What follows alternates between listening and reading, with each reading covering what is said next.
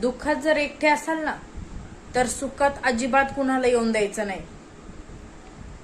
मैत्रिणींनो, आपण जर एखाद्या बैठकीमध्ये जर बसलो ना तर तिथे विचार असे मांडायचे की समोरचे लोक म्हटले पाहिजे तू उठ बरं इथून. हा खरंच.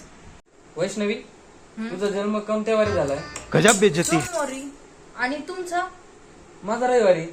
हे शे, कसं काय? असं शक्यच नाही ना. कसं काय?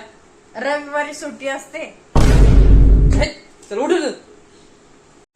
मित्रांनो, बायका स्वतःची किडनी विकतील पण एकदा घातलेली साडी परत घालणार नाही. बरोबर की नाही? म्युझिक. पाठीमागं बोलणाऱ्यांना एकच सांगायचं होतं, चालू द्या. गजब बेइज्जती है. अहो, आयुष्यात नेहमी हसत राहा, हसत राहा, हसत राहा, आयुष्यभर हसत राहा. का बरं? माझं कुठं काय जातं, लोक तुम्हालाच वेडं म्हणतील. तुम्ही समोरच्याला अजिबात कमी समजू नका बर का. कदाचित ते तुमच्यापेक्षा पण जास्त वेडं असेल.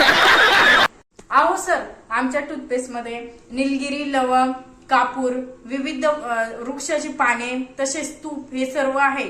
मग ब्रश करायचा आहे की यज्ञ करायचा आहे?